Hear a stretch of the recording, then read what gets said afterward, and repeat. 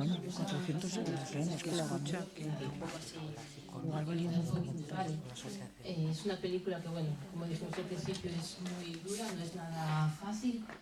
Y a mí a nivel personal y a nivel profesional pues me hace replantearme muchas cosas, replantear cómo nos enfrentamos a un dolor emocional, cómo escuchamos, cómo acompañamos, cómo, no sé, te da como muchas reflexiones.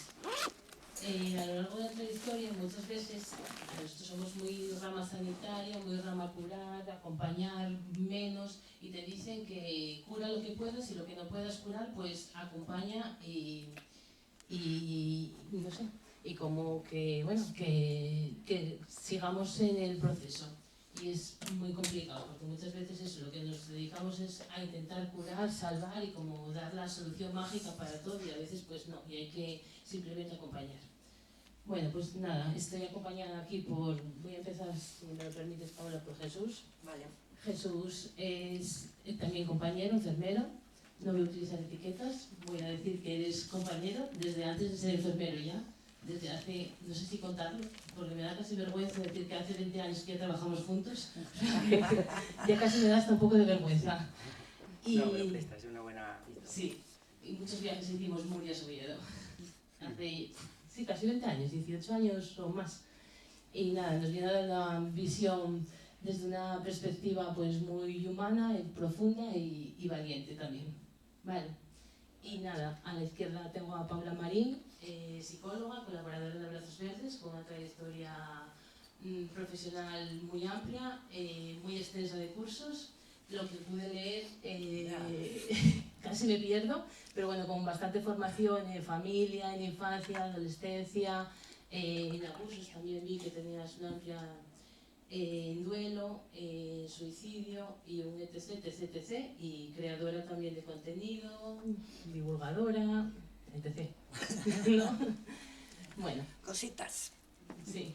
Bueno, pues nada, os animamos a todos y a todas a que participéis, que nos interrumpáis en cuanto queráis y que todas las veces que haga falta, y que nada, que expongáis preguntas, cuestiones, emociones, lo que queráis, ¿vale?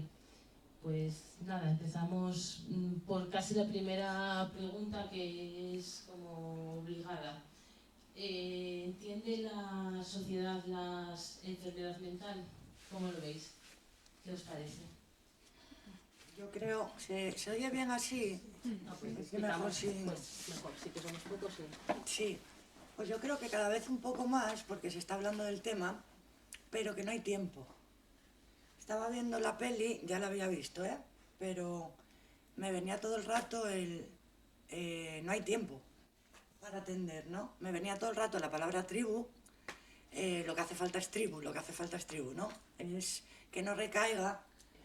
Y solo en el sanitario, ¿no? Exacto, ni en los padres, ¿no? Porque los padres tampoco están capacitados para, ni en el chaval, ni en la escuela. Es como que todo pudiera estar como interconectado y que pueda cuidar también la tribu, ¿no? Que este chaval pudiera pedir ayuda, para empezar, que la pudiera pedir sabiendo lo que le pasa. No sabe lo que le pasa, pues entonces la ayuda profesional para poder saber qué es lo que le está pasando, ¿no? Que en este caso sí que hubo la terapia, pero se ve en toda la peli que la terapia no estaba llegando. Entonces veo como mucha soledad. Aislamiento, ¿no? Sí. También, quizás, no sé. Mucha, por aquí los padres, por aquí como mucha desconexión, ¿no? Y antes, cuando estabas diciendo estudiaste mucho, no sé qué tal, estaba conectando con el padre. Digo, claro, yo soy ese padre. O sea, yo trabajo mucho, yo estoy todo el rato fuera, estoy haciendo, y al final te olvidas de lo que es. De lo que tienes. Exacto, más cerca, ¿no? Lo que tienes La conexión. Y el padre, por ejemplo, estaba en negación y en un estilo que tenemos mucho también hoy en día. Y muchos, venga, espabila, haz, lo importante es lo que haces. ¿No? Sí. Lo que se ve. Y lo que tienes que hacer. Tu obligación es estudiar, tu obligación es... Y claro, estamos dejando de ver todo el sufrimiento que está teniendo este chaval, que es mucho y que por desgracia muchísimos de nuestros chavales y nuestras chavalas lo están viviendo, ¿no? Por desgracia cada vez son más las llamadas de autolesiones, intentos de suicidio, de padres desesperados y madres desesperadas que no saben qué hacer, ¿no?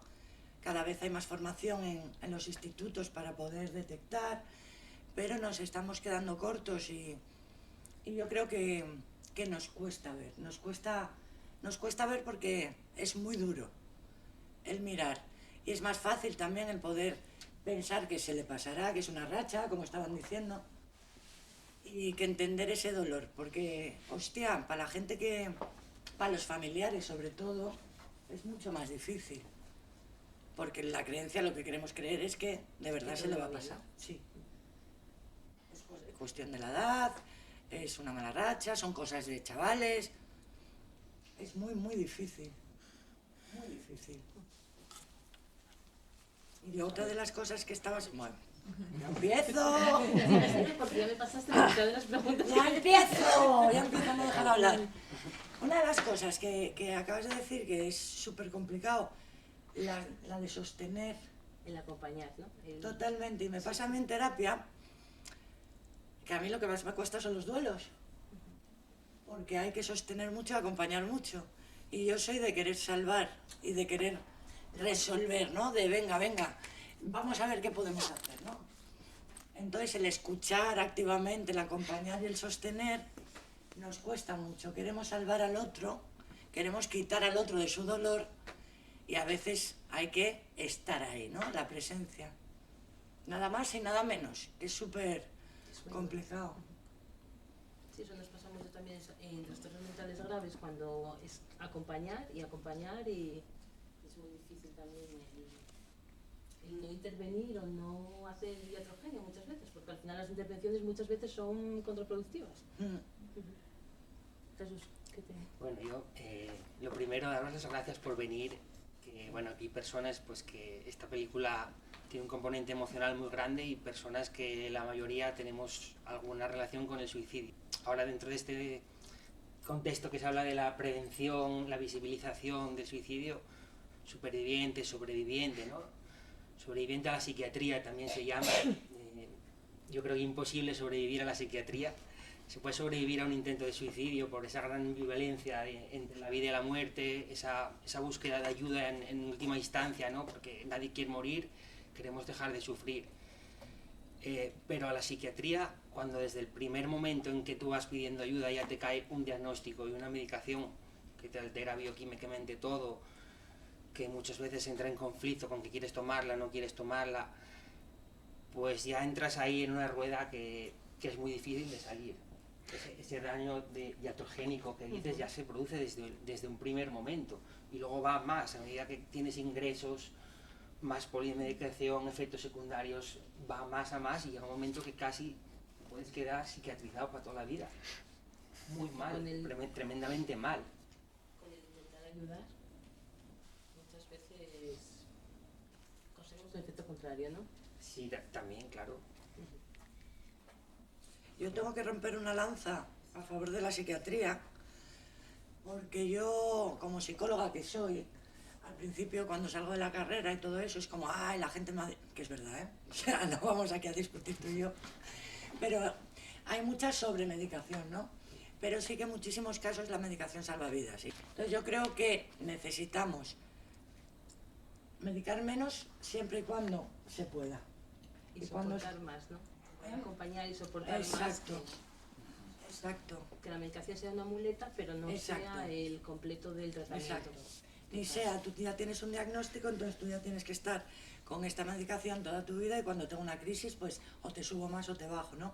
Sin ver lo que realmente está pasando detrás. Totalmente de acuerdo contigo también, Pablo. Que, a ver, y respecto a eso, yo también no soy antipsiquiatría, de esto es ahí, no, psiquiatría no. Pero esa sobremedicación, sobre todo cuando ingresamos en plantas de agudos de psiquiatría, esa violencia psiquiátrica es horrible, es muy virulenta, porque hay un término medio entre eso, una muleta que ayude a descansar o que te dé un mini apoyo para subir, ¿no? Para hacer un trabajo terapéutico con esa medicación. pero hay un ensañamiento, diría incluso terapéutico en las unidades de psiquiatría cuando ingresamos. Entonces sales mucho peor de lo que entraste. ¿Puedo meter la pullita? Y también para que esa medicación sea solo la muleta, tienes que tener una red alrededor. Eso era lo que os iba a preguntar. La muleta de la medicación, si no hay una red que te sostenga fuera, es inviable. O sea, Claro. necesitas La tribu. la tribu, claro. Pero, por ejemplo, Nicolás, vimos esa desvinculación que tenía con todo, ¿no? Con el mundo, con su yo, una fractura de todo, no tenía vínculos, no tenía amigos. Su familia, por mucho que les quisiera a ellos mutuamente, él estaba totalmente ausente, entonces le faltaba esa red comunitaria de apoyo, Estaba ¿no? incapacitado en ese momento para poder conectar. Claro. En ese momento. El tiempo, cuando estás así, en esa sensación que decía él, es que estoy raro, es que no sé qué me pasa. El tiempo es como algo, ¿cómo diría? Etéreo, no sé. O sea, el pasado es culpa, reproches, un juicio interno donde tú eres el fiscal, el verdugo y no hay abogado. El presente se presenta como algo totalmente inhabitable, con esa anedonia, o sea, esa incapacidad de sentir placer cuando se tiene una depresión, ¿no? Si le damos el nombre clínico, una noche oscura, un sufrimiento psíquico horrible. No poder sentir placer con nada, ni con la comida, ni con el vínculo con tu madre, ni con una pareja, ni con el arte, ni la música, eso es horrible. Eso hace que quieras morirte, ¿sabes? Eso te lleva a un futuro desesperanzador, ¿no? Que es otra de las palabras. Yo creo que también muchos jóvenes, como el caso de Nicolás, o lo que yo he vivido, quedan aislados de los amigos, porque nadie, a ver, son adolescentes, son críos, no entienden, no hacen acompañamiento, y entras en un círculo vicioso, la familia no es suficiente, la soledad, acabas de ahí pasando a bullying, la mayoría, porque ellos no están, el sistema te obliga a llevarlos al colegio cuando no están ingresados. Entonces también yo creo que por ese lado quedan todavía más aislados todavía. Y aquí en la película, por ejemplo, Nicolás tienes que ir a clase. Claro. ¿Cómo va a ir a clase? Pero el Es una sistema te tortura. obliga a ir lo tienes que mandar a ir a clase Claro. cuando él puede, lo poco que puede, y lo mandas desnudo a Claro. clase. Con gente críos que no lo entienden, centros que no están preparados para dar apoyo, Exacto. ni hablarles a los compañeros. Porque los centros, en mi caso, sí lo sabían, y no dieron el apoyo. Y lo mandas, ahí va que te preste, ¿no? Y sí, te dan el margen de que vaya a la hora que quiera, que pueda, te llamo, venga a buscar lo que no está bien, pero el apoyo no lo tienen en clase. Y yo veo que Nicolás, yo lo veía muy reflejado, estaba totalmente desvinculado y se inventaba fiestas, se inventaba amigos, Para que le dejaran en paz. para que le dejaran en paz, porque los padres atosigamos mucho en eso. Se inventó hasta un malestar, ¿no? Porque no era capaz a poner nombre al malestar que tenía y se inventó pues una ruptura sentimental. Se inventa... Una justificación de por qué me encuentro así. Súper importante la comprensión de lo que te está pasando. El poder aliviar un poco coño, no estoy solo, esto tiene un nombre, me pueden ayudar. Pero en toda la película, salvo cuando ingresó, y encima, claro, ya el ingreso es tras un intento de suicidio y no es un ambiente cálido, un ambiente en el cual se pueda Bastante sentir. hostil, una unidad Exacto. de agudos puede ser bastante hostil. Exacto. Entonces, claro, hostia, aquí es donde me van a cuidar, aquí es donde me van a entender, donde me van a escuchar. Creo que nadie que ingresa en agudos ingresa así. O debería serlo. Sí, a mí pero muchos bueno, pacientes al míos... final ingresas en macrounidades con 24 pacientes, con mucha patología diferente, con poco personal, con... Claro. Se supone que tiene que ser un lugar en el que te tienen que cuidar cuando tú no puedes, ¿no? Y muchos de mis pacientes dicen, prefiero volver a intentarlo y entrar ahí Te dentro. ingresan por la contención del lugar y entrar en el método, el riesgo del momento agudo. Es un poco como contenedor más que... Sí. Sí, pero vemos que no hay eficiencia. No, claro. Eficiente, De Lo porque hecho, además, suficiente es de en plan, ahí no te puedes suicidar. sí, Sí, pero Pero luego venga, en vete el a tu... momento. por los intentos de suicidio, cuando más pasan es después de los ingresos. Días, mes, hasta un año, dicen, de seguimiento, casi hay más peligro. A veces tengo que hacer informes, ¿no? Para decir que no están para ir al instituto, o que van a tener que faltar, o que si le da un ataque de ansiedad. Porque es como lo que hay que hacer. O sea, esto tiene que venir y punto. Da igual como o informes, incluso eso, para que puedan pasar de curso por el impacto psicológico que pueda tener. Y a veces sí que es verdad que hay profesores y profesoras que se involucran mucho en estos temas, pero sí que es verdad que es cuando les toca a ellos de alguna manera, cuando no debería ser así. No debe ser que yo tenga una sensibilidad especial, entonces yo me vuelque o me involucre con este caso, ¿no? Tiene que ser para todos así. Una orientadora de un colegio, una vez con una paciente mía, le mandó un audio a la madre para que me lo dijera, no, que ha dicho en clase que se va a suicidar y tal, pero bueno, ya sabes que son llamadas de atención, pero por si acaso para que se lo digas a su psicólogo. Claro, flipé, porque era una orientadora diciendo que Sí. la verbalización. Entonces, sí que falta mucha formación y mucha educación emocional y educación en salud mental. Para todos y todas, pero sobre todo para las personas que trabajan con personas. Y más con personas, con niños, niñas y adolescentes, ¿no? Que, por eso decía lo de la tribu. Ya no solo tampoco, o sea, no solo profesionales, sino todos y todas. Alguien puede escuchar algo y entender que igual hay un problema, ¿no? Y poder ayudar desde algún lugar.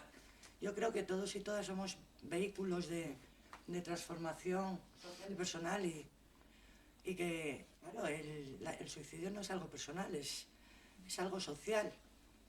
Socialicidio, que llaman, ¿no?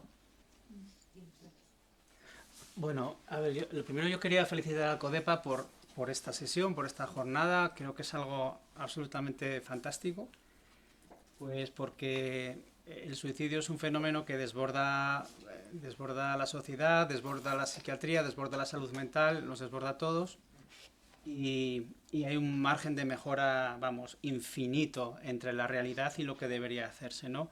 En el ejemplo que tú comentas, dentro de ese listado de mitos del suicidio, uno de ellos es quien lo dice nunca lo va a hacer, es un mito falso.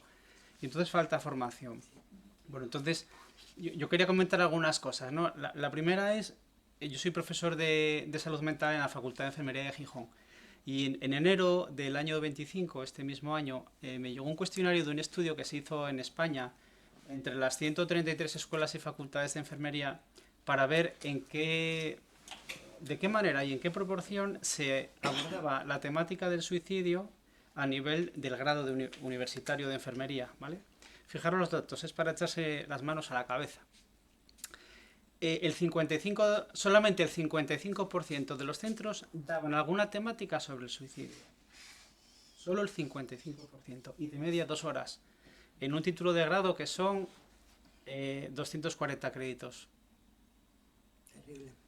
Un problema de salud pública absolutamente relevante en términos estadísticos y mucho más en términos de sufrimiento, ¿no? O sea, da que pensar, ¿no? 2 horas y solamente en la mitad de los grados.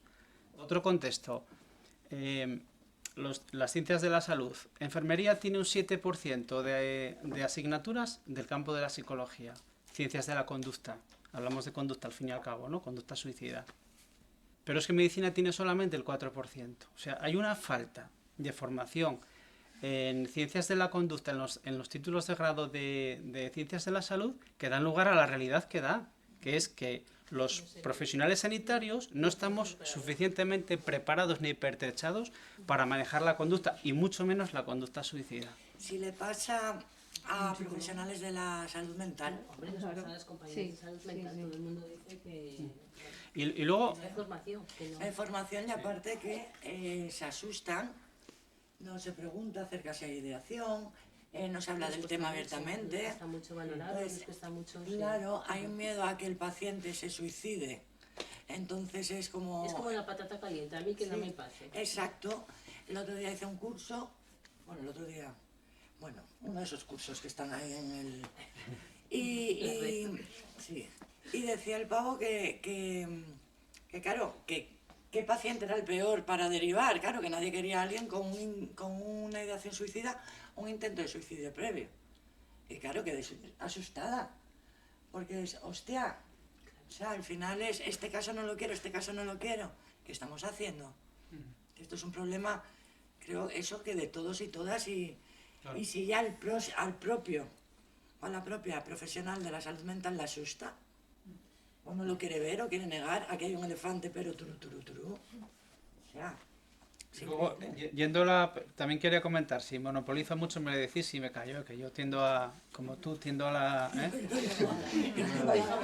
La película, a mí la película me pareció fantástica en el guión, en la interpretación, me pareció tan real que me recordó muchas escenas cuando yo trabajé en la unidad de psiquiatría infanto-juvenil, de mala praxis, de la sensación de absoluto desbordamiento de las familias, y también algunos rasgos que están presentes a menudo en los familiares. De las familias, que lo sacamos al momento.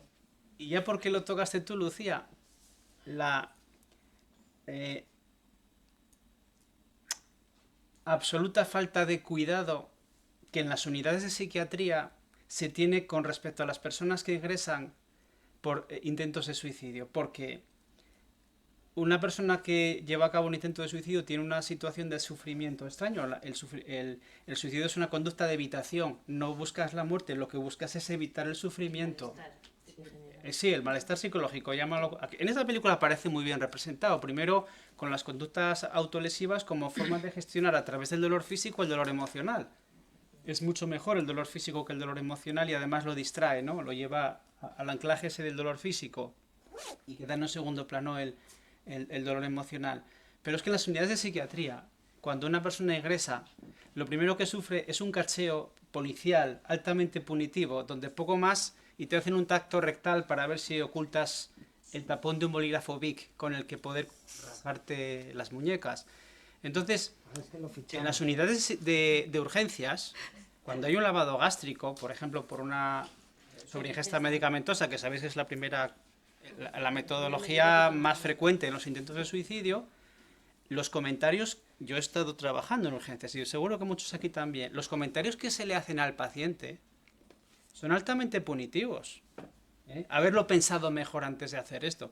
Y la verdad es que cuando ves esas prácticas clínicas, dices tú, madre mía, el margen de mejora que tenemos es brutal.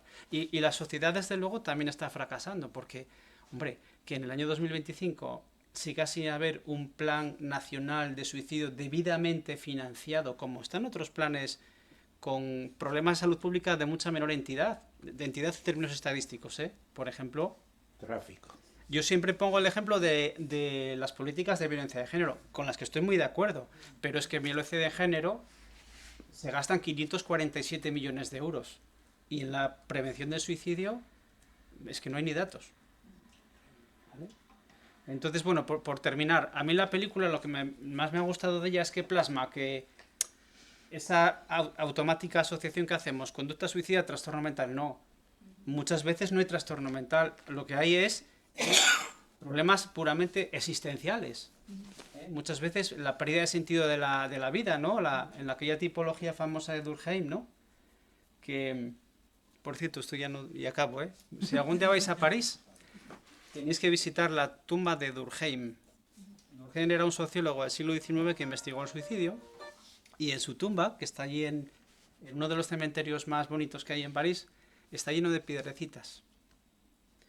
Y os podéis imaginar, una montaña de piedrecitas. Y todas esas piedrecitas son de personas que son supervivientes del suicidio y han ido allí a rendirle homenaje. Y ya me callo,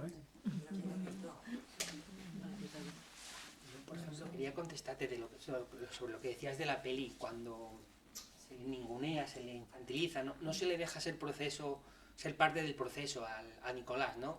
Ni casi a los padres. Llega el psiquiatra y dice, no, tú siéntate ahí, a lo del enfermero que lo cuide. Y ya lo llevan para la sala, un sitio hermético que no se sabe qué pasa ahí, a saber qué pasa, para que no se quiera ni enseñar, ¿no? Cuando la recuperación tampoco es una palabra, si me oye una compañera nuestra, porque no hay nada que esté enfermo, ¿no? Que sea más humanista y tal. Te va a costar hablar, buscar las palabras. No puedo decir esto, el otro. Ya. A ver, ¿dónde estaba? La recuperación. Sí.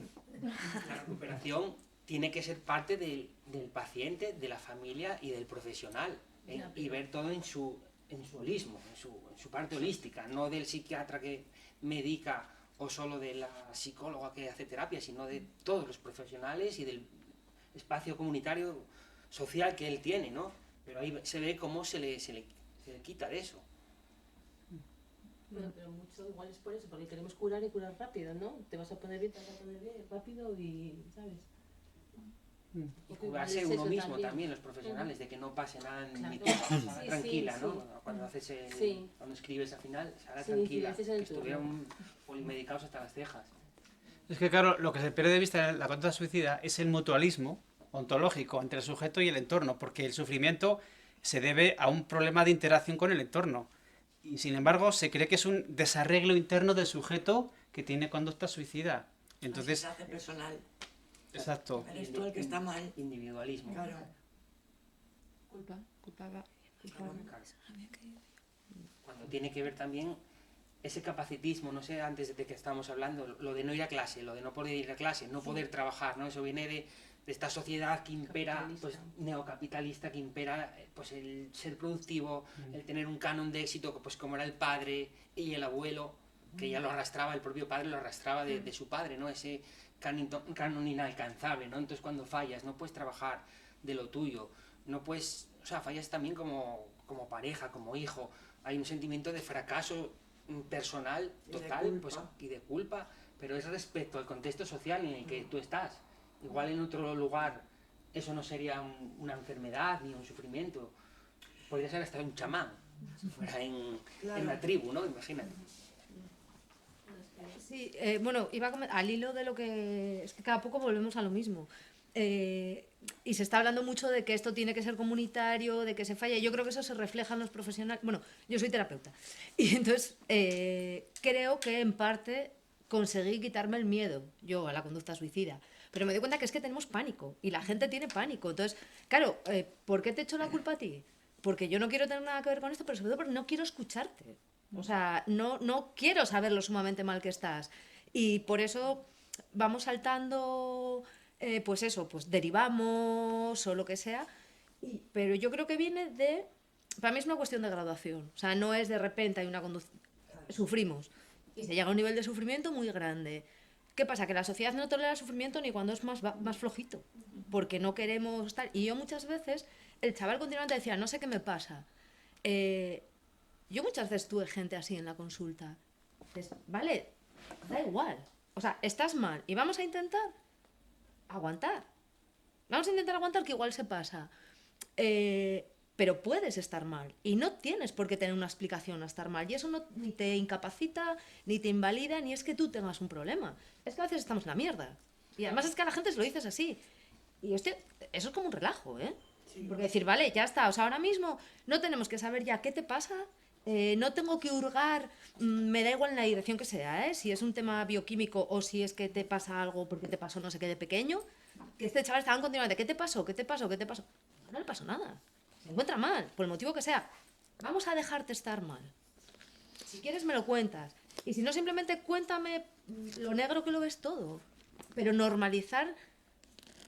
O sea, es muy desagradable sufrir y ojalá estuviésemos siempre contentos. Pero normalizar que las personas sufrimos. Y que no tiene que quitársete así. Yo creo que sí, pero claro, eso nos da miedo. Porque yo quiero que la gente salga de consulta diciéndome que ya está. Que ya está y que por lo menos se siente mejor y que ahora, bueno, pues ve la vida un poco mejor y yo me voy a casa tranquila. Esa sociedad también wonderful, ¿no? Que todo Claro. tiene que ser ¿Cuántos maravilloso, hemos que visto a no nuestros sabemos padres qué llorar? redes, que, ¿no? de hecho, una de las Nos cuesta un poco ver de la este espacio de situación. salud mental Abuelos, era ¿no? vivir Tus abuelas duele o abuelos, y ¿no? trabajar cansa, ¿no? Como que no Claro. todo es bien y todo va a ser fenomenal y estupendo. Y es que estás mal, sí. Y a lo mejor estás en un proceso por un duelo, ya no por un fallecimiento, sino por una pérdida de trabajo, por una pérdida de cualquier cosa, que estás mal. Y normal que estés mal y que estés jodido, pues claro que tienes que estar así. O de la nada. Sí, puedes estar mal de la nada. Pero es- Por algo será, pero que no necesitamos... Hay una frase que digo yo mucho en terapia, que es vamos a atender en vez de entender. Porque muchas veces es que no sé lo que me pasa, ¿por qué? Y yo, vale. Todo tiene sentido aunque tú no lo entiendas. Esta es otra frase que también digo, ¿no? Pero es hasta que lo podamos entender, porque sí que entender lo que te pasa te genera mucho alivio, ¿no? Pero ahora no lo estamos entendiendo, no sabemos de dónde viene, pero vamos a ver, vamos a atender qué es lo que te está pasando. Y luego muchas veces cuando me dicen, digo, tienes ideas, pensamientos oscuros, que ahí él también lo dice, ¿no? Lo de tengo pensamientos... Cuesta mucho decir, estoy pensando en suicidarme, entonces muchas veces te dicen, es que a veces pienso tal, yo lo pregunto directamente. ¿Tienes pensamientos de quitarte la vida? Claro, y es sí, y yo, vale, ¿tiene sentido que los tengas? Después de esto que me estás contando, de cómo te estás sintiendo. Sí, o sea, es como, es normal que sea esta la salida que estés viendo ahora mismo. Pero entre tú y yo vamos a ver cómo podemos aliviar esa sintomatología, que pese menos, que duela menos, para que no sea la única opción. Yo nunca digo, no te suicides, no pienses esto, porque es otro de los errores que creo yo que cometemos. Quitarte eso de la cabeza, lo tienes todo, una persona que está sufriendo tantísimo como para que su pensamiento sea dejar de existir, el que le digas que no piense eso, pues no ¿Qué sirve, te ¿no? falta, no? Era como que te falta... Claro, que se si veía lo la tienes película todo, también. si tienes... Entonces, claro, el tenerlo todo te culpabiliza todavía más, ¿no? No digas tonterías. Claro, Que encima eso se dice en la calle muchísimo. O sea, se dice mogollón. es una tontería. O sea, alguien te dice que está pensando en matarse y te lo quitas así como, va, no digas tonterías. Pero esto No, conecta por favor. pero conecta, Mm. y seguramente yo lo haya dicho, antes de saber que no se No, no, puede yo decir, también, o antes sí. de yo haberlo sentido, ¿no? Te conecta con el, hostia, no quiero tener esta conversación. Ah. O sea, no me apetece estar contigo diciéndome que te quieres morir. Entonces lo que voy a hacer es, esto pasa con abusos sexuales en la infancia también, ¿no? Cuando alguien... No lo queremos ver. Totalmente. Entonces esto tiene muchísimo que ver con una falta de formación, una falta de saber lo que puedo hacer. Ahí vamos. Entonces lo primero que voy a decir es no digas tontería, hombre, yo te quiero mucho, no me hagas esto. ¿Por qué? Porque tu dolor detona el mío. Claro. Entonces necesitamos eso, formación, comprensión y el poder estar preparados y preparadas. Si ya cualquier persona ya te detona que alguien, a mí ya en consulta, me detona que alguien me diga que se quiere suicidar, si me lo dice mi hermano, si me lo dice mi madre, si me lo dice mi mejor amiga, si me lo dice mi pareja, hostia, te detona muchísimo más. Y muchas veces los mecanismos de defensa es no ver, que es lo que le pasaba al padre, ¿no? Y a la madre también. No ver, porque es que duele muchísimo. De hecho, fue la primera barrera que se puso el padre. Va genial, sacó un sobresaliente. Exacto. O sea, está estupendo. Ya está. Ya está. Iba a clase y sacó un sobresaliente. Lo Punto. primero que quieres es que no sufra. Entonces, cualquier mínima cosa que te haga sentir o pensar que está un poco mejor, pues luego cuando salió del hospital también, mira qué bien, qué contentos, ya la vida va a ser maravillosa, ¿no? Yo, lo de poner la barrera del padre, o sea, es que cuando lo oigo desde fuera, no es que te pongas una barrera. Es que no lo ves. No lo ves. O sea, es que poner una barrera es algo consciente. Es que no se te pasa por la mente que esa realidad se pueda acercar a nada que te rodea. Y esto que estamos en un microcosmos, que con formación, con charlas, con debate y con trabajo y con mochila puesta encima. Pero antes de esto, o sea, es que no había barrera que ponerse, es que era todo campo llano, o sea, era imposible. Imposible. Imposible.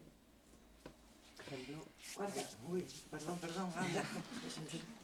no, ahora que sacaste el tema, lo de esa especie de euforia que tenía al final, cuando Claro. que estaba a gusto, ¿no? Como despidiéndose, se estaba despidiendo en realidad, pero era una señal de alerta casi imposible de ver. Pero la importancia de saber identificar dentro de los sutiles que son esas señales de alerta, eso era una conducta de cierre.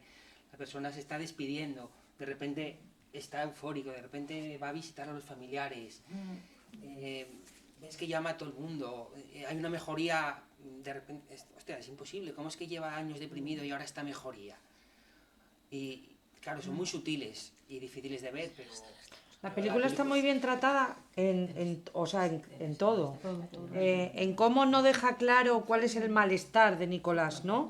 Que si el instituto, qué te pasa en el instituto, que si el divorcio de los padres, que si ver sufrir a mamá, que si tu padre, que si tal.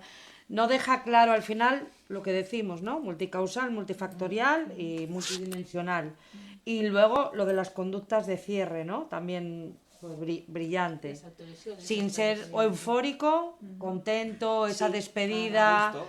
Ellos en su vamos al cine, Con lo que él quería en también, esto ¿no? ya se acabó, fue una mala racha, ya se acabó, vamos al cine. Como antes. Y buf, El me ideal pone- de vida que él quería también, tener a Sí. los padres otra vez juntos. Sí, Y aquí ya estoy a gusto y me puedo ir, ¿no? sí. Y también es importante que en la película no hay una familia desestructurada, extrema, en la pobreza, en tal, como se ve, no hay delincuencia, no. Porque muchas veces la gente piensa al igual que en la violencia de género, ¿no? Que esto es una problemática que tienen las personas que... Entonces, no es conmigo, no es con mi familia, no es en mi entorno, esto no me puede pasar a mí, ¿no? Bueno, esto afortunadamente afecta a todos. A todos, a Y ya todos. sería muy desigual que encima, pues en una clase más... Sí, hombre, pero eso en violencia de género también lo dice, ¿no? Las clases y no tiene nada que ver, ¿no? Entonces, un problema social que nos puede afectar absolutamente a todas las personas. Es que nos afecta a todas las personas. Lo que pasa es que sigue siendo tabú. Yo ahí lo que quería decir es que lo primero, gracias a esta colaboración y lo segundo, no estamos preparados. Las familias, vosotros como profesionales y demás tenéis vuestras dudas y demás. Imaginaros la familia cómo puede entender el problema que tiene el hijo. No lo entiende y la sociedad no lo entiende. Entonces no estamos preparados para afrontar una situación así. Cuando los profesionales tenéis dudas, imaginaros los familiares.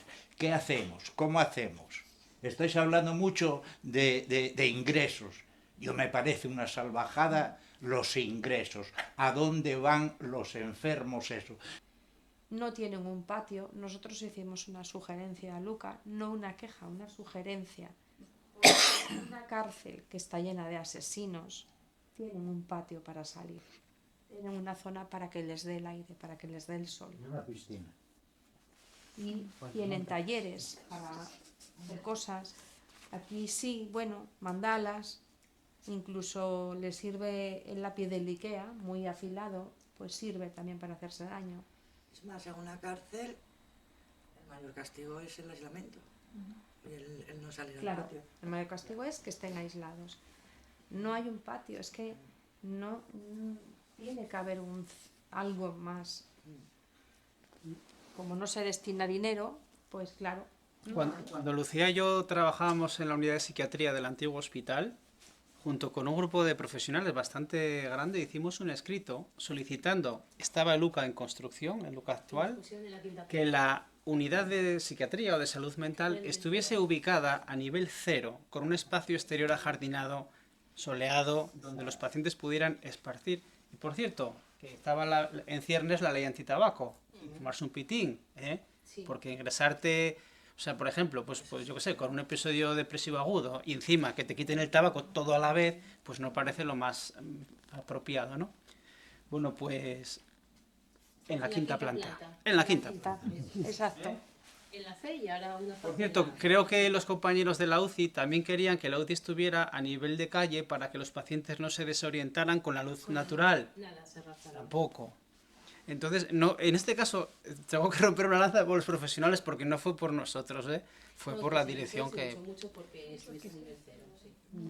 Pues sería lo mejor. Hacer una intervención allí antes. Nada, y me va a levantar todo así para...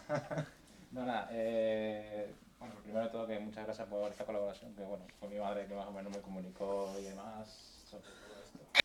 Y te ha dado ese choque, ese impacto de ver un poco cómo se vive eso dentro y cómo de verdad, no solo la gente que está ingresada, sino también la gente que está trabajando ahí lo tiene que pasar y es muy jodido. Y a mí la verdad que en este aspecto relacionado a la película verlo en ese sentido pues me ha chocado bastante y me ha tocado mucho a mí a nivel personal y es muy complicado.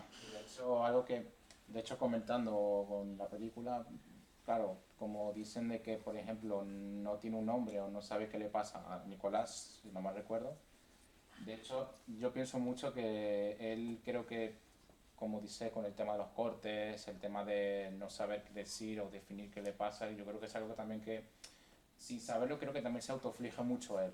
O lo que pienso de mucha gente que también ha tenido estos casos, en el centro en concreto, de con el tema de separación de sus padres, de que yo pienso que a veces se está culpando a sí mismo de pensar de que ha sido su culpa. Sí. Y es algo que creo que mucha gente que vive ese tipo de aspectos, especialmente en el concreto de divorcios, yo creo que es algo muy concreto que ve que dice, ha sido culpa mía, sí. He hecho algo mal, he hecho algo que de verdad por eso se han separado mis padres. Sí. Yo tengo mucha formación en lo demás, desde que lo descubrí me está formando todo el rato en trauma. En trauma. Y casi todo lo que nos pasa tiene que ver con cómo hemos aprendido, ¿no? Y lo que nos ha pasado anteriormente. Cuando somos niños, niñas o adolescentes todavía estamos aprendiendo y casi todo lo que nos pasa o pasa alrededor sentimos que la culpa es nuestra. Yo siempre lo digo que yo, claro, en una hora de terapia a la semana, o sea, olvídate, puedes salir más aliviada, más comprendida, lo que tú quieras, pero esto es un trabajo, es un proceso y yo sola no llego. Entonces yo en la clínica, por ejemplo, hago muchos grupos y quiero hacer de apoyo mutuo para que puedas encontrar a personas que pasen por lo mismo que tú y no te sientas tan raro, tan solo, y creo que es súper importante. En Abrazos Verdes se ven los grupos de supervivientes, sobrevivientes, porque claro, pero también para las familias, para todo, para los chavales, para las chavalas. Por eso también es importante decir. Claro, el poder escuchar a alguien hablar. Directamente, es importante. Sobre todo. Está pasando al resto, ¿sabes? No es una cosa como... Si alguien se siente un bicho raro, va a ser muy difícil que cuente lo que le está pasando porque no lo entiende, porque aparte tenemos mucho miedo a que nos juzguen. Vivimos en una sociedad que nos etiqueten, que nos etiquetan, nos juzgan, mira esta, la rara, la loca, la tal. Lo que vamos a querer es parecer normales y con eso tragar todo lo que nos está pasando y eso va a hacernos muchísimo más daño, pero claro. Yo creo que nos etiqueten no nos molesta, o sea, no nos importa tanto sino si la etiqueta no fuera con aislamiento. Es que la etiqueta significa rechazo y significa... algo peyorativo, ¿no? Que no es porque estamos etiquetando habitualmente, pero claro, etiquetas que etiquetan como glamour, ¿no? Hablamos mucho ahora de salud mental y en infanto juvenil o la chavalería también, ¿no? Pero es la parte glamurosa de soy TOC cuando en realidad no son TOC, es que tienen una manía de que les gusta ver el escritorio ordenado, o soy, tengo ansiedad, cuando la ansiedad es un episodio por un examen, no cuando es una ansiedad generalizada, pero cuando ya la etiqueta o el diagnóstico implica que tengo que tomar medicación, que no puedo salir a beber como el resto de la chavalada que me acompaña, cuando si me tomo la medicación de las 11 de la noche me voy para la cama porque ya me da el sueño, entonces ya deja de ser guay. Y dentro de la salud mental y dentro de la etiqueta también está la esquizofrenia, que eso no es nada guay. Claro, estamos hablando mucho, pero de lo que tiene más glamour, y al final hay mucho espectro y muchas maneras de ser, de vivir y de sentir. Que no tienen por qué tener un nombre, que inventan unos en psiquiatras de América para un libro, de verdad, para el DSM, que cada X años se va renovando y cada vez se ponen más diagnósticos. Pues ahora otra vez te diré. Sí que hay las etiquetas, yo me cuido mucho de decirlas a los pacientes, pero sí que a veces necesitan saber qué les pasa.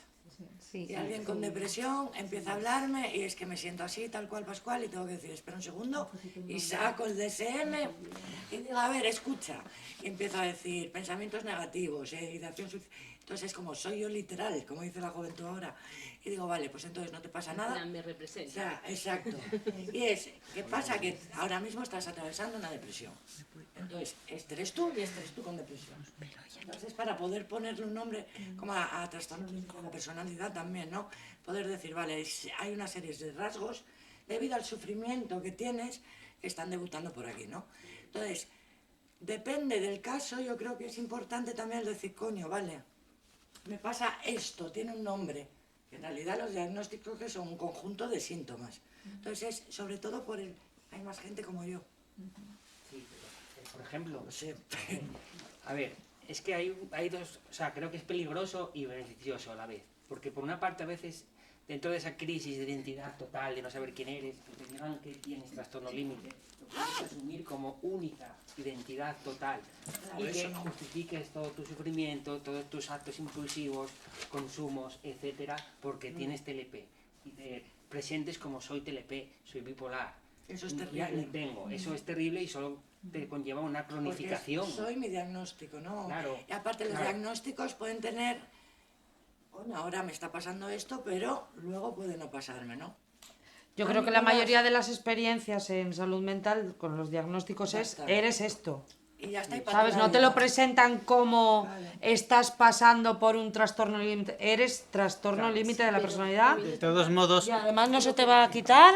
con Y entonces... esta satisfacción del paciente al recibir el diagnóstico hay que quitar el efecto Barnum, porque yo he conocido pacientes que han recibido 3 y hasta 4 diagnósticos y estuvieron satisfechos con el primer diagnóstico y con el segundo y con el tercero. Y es más, cualquiera que, por ejemplo, sea aficionado a leer el horóscopo, pues también se ve más o menos representado en esa predicción. O sea que el efecto Barnum, ojito con el efecto Barnum, que Pero, por ejemplo, la una descripción más o menos inespecífica del comportamiento a todos nos describe. Pero, En por ocasiones, por ejemplo, el TDAH. O sea, yo no conozco a nadie que lea los criterios diagnósticos del TDAH y en cierto modo no se vea representado ahí. Y sobre todo en esta sociedad hiperactiva en la que estamos. ejemplo, con Nicolás, si llega a mi consulta, ¿no? O tal, ¿qué es lo que te pasa? No lo sé, no lo sé. Si yo empiezo a decir, sientes como que pierdes el rumbo, como que eres un bicho raro, empiezo a leer una serie de características que yo puedo leer en él, igual él empieza, ¿qué es lo que me pasa con muchos teenagers? Coño, es eso lo que me pasa, es eso lo que me pasa. Entonces, claro, es como, ya no es por etiquetar en un sitio, sino por, coño, Validar, ¿no? Un poco de- exacto, esto que me estás diciendo es lo que yo no sé decir.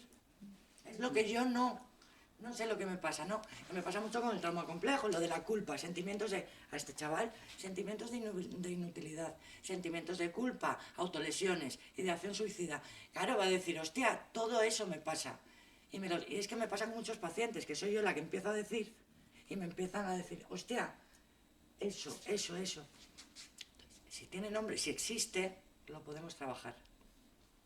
Si está dentro y no tiene forma y no sé lo que es mucho más difícil. Sí, ¿Ves? yo Por entiendo, eso- pero era lo que se planteaba antes, que los problemas son antes existenciales que clínicos. Son clínicos cuando se les da el lenguaje clínico. Uno está triste, pero si va al psiquiatra ya sale deprimido de la consulta. Entra triste y sale deprimido, con una etiqueta en la que se refleja. ¿De acuerdo? Depende, no es Entonces... lo mismo triste que deprimido. Este Ya. chaval tenía una depresión extrema, que seguramente tenga que ver con otras cosas. Hay muchos factores, pero Pero perdona una cosa, ahora mirando bien también, yo que los padres, él solamente lo que le decía el terapeuta, pero no lo vi yendo al terapeuta tampoco. ¿el qué? Cuando veían al chico, ¿verdad? Él decía que lo que él llamaba al terapeuta, no, el chico va mejor, esto. En ningún momento, eso también es importante. Pero hay, por ejemplo, la agencia propia de la persona, ¿no? Ya ni del paciente, de la persona como no conciencia de enfermedad, sino conciencia de que tengo un problema y me responsabilizo de este problema. Entonces, soy capaz de identificar los prodrómicos, que son los síntomas que te hacen que vayas a caer en una recaída. Te estás abandonando, resulta que estoy automedicándome, volver a consumir. Dices, ojo, Claro. mirando cosas en internet sobre métodos, dices tú, madre mía, esto es el punto de partida de hace Claro. años. Saber identificar eso, como igual eres tú capaz de identificar tú, o alguien que ya tiene un bagaje terapéutico más grande, es súper importante. Claro. Previene y hace que te ayudes a ti y ayudes a los demás también. Eso al final es conocerte, ¿no? Ves un poco de... Sí. Y llaman el paciente experto, ¿no? Que en enfermería siempre se aboga por formar al paciente más en las enfermedades físicas, a alguien que tiene diabetes, a alguien que tiene hipertensión, pero en salud mental no hay una formación sobre ese diagnóstico que se dio. Como en la película, Nicolás a nivel, sabemos que tenía depresión, tenía cambios de humor muy fuertes, no quería hablar con nadie, intentaba eso, evadirse de todo y lo que vemos también, intentar autoafligirse. Y claro, como sabes, tú puedes saberlo, pero no tienes herramientas. Yo creo que ese es el problema de todo. Y yo creo que lo más duro de él, aun estando rodeando de gente, ¿no? Aun estando rodeado de gente, la soledad. La soledad. Y yo, por lo que trabajo en salud mental desde hace años, lo que más duele es estar solo en el dolor. Hay una escena en la película en relación al aislamiento que creo que no es muy buena, que la metáfora de la lavadora, cuando se centra el plano en la lavadora, que yo pienso que esa escena representa muy bien el concepto de trastorno. Uno pasa de estar normal o bien a estar mal y luego ya queda uno atrapado en sí mismo, en su hiperreflexividad, rumiando lo que le pasa, si encajo, si no encajo, en mis sentimientos, la pérdida de sentido, la pérdida de sentido de agencia seguramente, en este caso también, aparece todo ahí centrifugado, ¿no? Que da lugar además en ese aislamiento a que uno no pueda ni siquiera evacuar a nivel emocional o contarle a otro lo que le pasa, porque seguramente al adolescente lo que más le beneficia es la escucha de otro, de un igual, ¿no? Pero él no tiene. Claro. Y entonces, el trastorno. Y ahí me recuerda la importancia de lo que hablábamos antes de los grupos de ayuda mutua, de que solo alguien que pasó lo que pasamos nos va a entender. Por eso muchas veces nos desvinculamos con nuestros amigos de toda la vida, perdemos a las parejas, porque además les hacemos mucho daño y genera un sentimiento de carga terrible, un sentimiento de culpa y de que eres una carga que muchas veces es lo que te conlleva a tener intentos de suicidio. Pero con alguien que sabe, que estuvo ingresado, que tuvo ideas, que tiene ideas, hay una relación genuina, más genuina. Sí.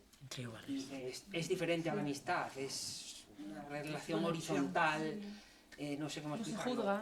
No se juzga. No se juzga, no traspasas tanta culpa como si se lo cuentes a tu madre o a tu pareja. Y ahí está, yo creo que la potencia del apoyo mutuo. De la tribu. De la tribu. Claro, porque aquí, bueno... Dale. Nicolás está desconectado, no puede conectar. O sea, no se le puede pedir que conecte eso, haz amigos, ¿no? Que es lo que se suele decir. Venga, ahora estás en el ISTI, habla con la gente, haz amigos. No puedo. Exacto, no puedo conectar. Con uno como él, así que estuviera por ahí divagando por la ciudad. Van a estar hablando y él no va a poder conectar. Sí. Y lo que va a sentir es culpa por no poder conectar. Y se va a agrandar todavía el sentimiento de soy un bicho raro, no pertenezco. Se ve la imagen cuando empieza en el instituto, que está así. Es que es como... Y cuando están bailando, que está bailando muy contento, claro, y de repente y la imagen de la lavadora, que yo la interpretaba como detrás de la lavadora estaba el arma, cada vez que salía la lavadora yo lo interpretaba como que era idea, o se estaba pensando en... Yo fue la interpretación, ¿eh? Es la segunda vez que la veo y la verdad que cada vez veo como más cosas. No, yo no había pensado en eso, pero sí, también puede ser.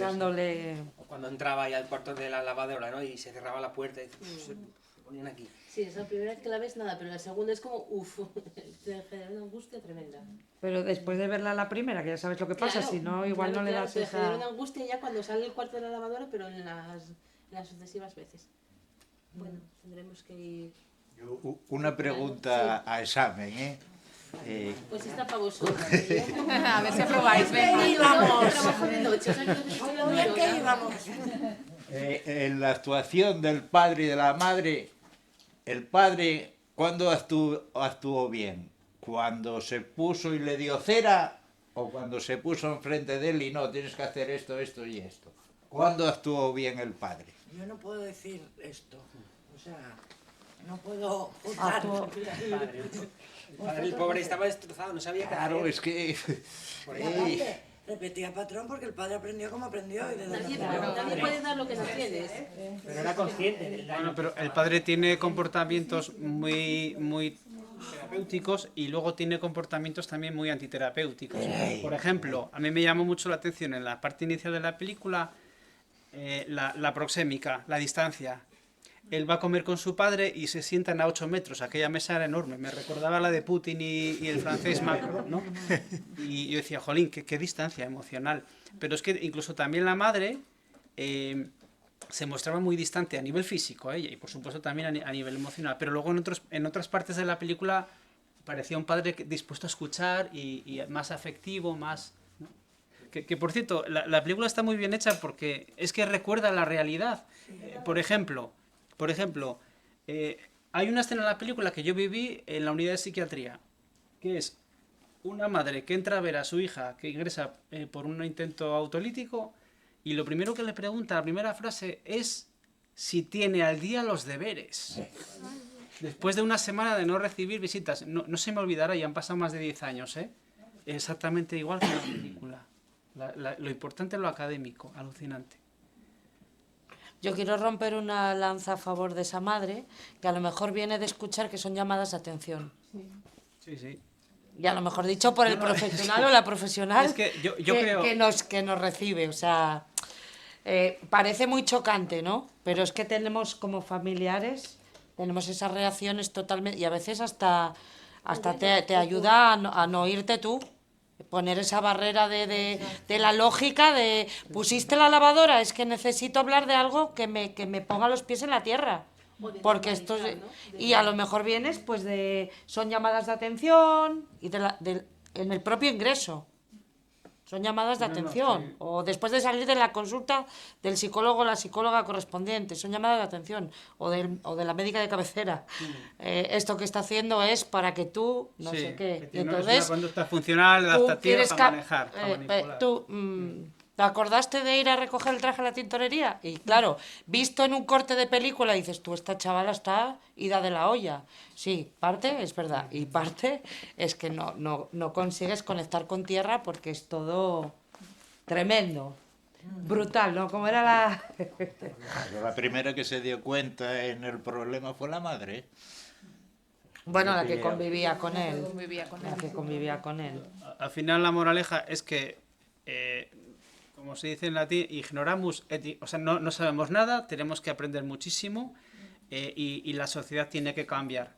Porque esta sociedad no es nada compasiva, no escucha, no observa, es cada día más individualista y mientras no haya redes de apoyo social auténticas donde uno pueda llorar y ser escuchado y recibir apoyo, y no apoyo terapéutico, sino apoyo realmente humano, ¿no? Humano.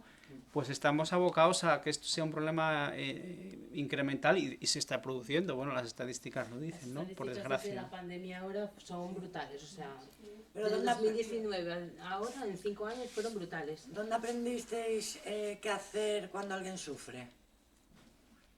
¿O qué hacer cuando sufrís? Los PAP, mira, por ejemplo, en enfermería damos 2 horas de primeros auxilios psicológicos. Bueno, pues en toda España... 10 centros se da eso, de 133, o sea, no llega ni al 10%.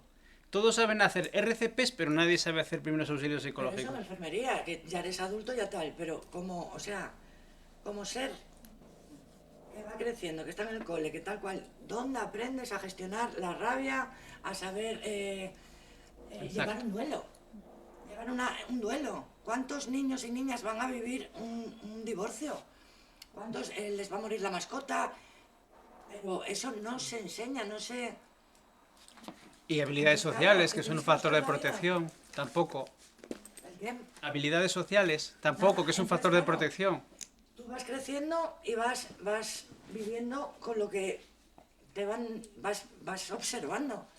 Pues claro, estamos pidiendo que tengan una conciencia emocional que no tenemos nosotros ni nosotras. Y luego que... Es que claro, no nos enseñan. La putada que al final acabamos reuniéndonos en este tipo de actos que están de puta madre, pero estamos los que estamos concienciados. O los que queremos... Y que siempre somos los mismos. Exacto. Exacto. Cuando esto debería estar petadísimo. Debería estar lleno. Sí. Exacto, de gente que diga, coño, Pues yo quiero saber cómo poder ayudar desde lo colectivo a personas que estén sufriendo o...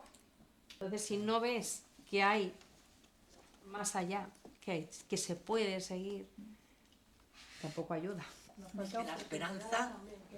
La esperanza es fundamental.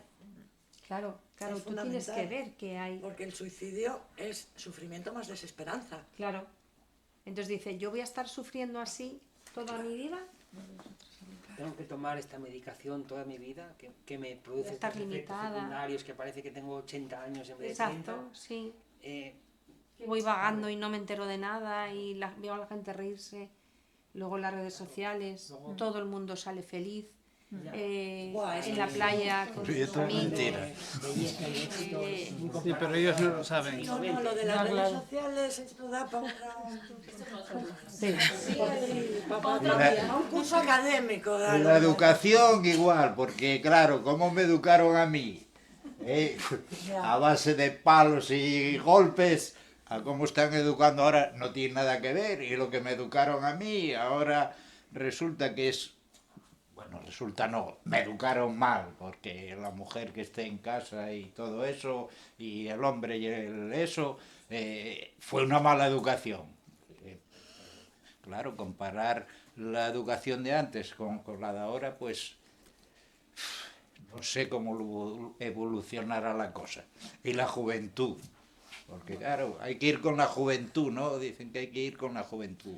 Yo he de decir que hay juventud súper guay, súper implicada,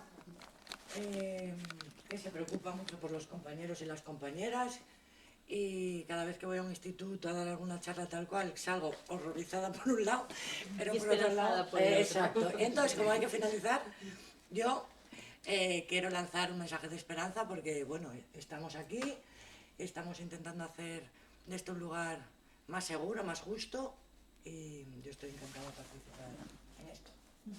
Muchas gracias, Paula, muchas gracias, Jesús, muchas gracias a todos y todas.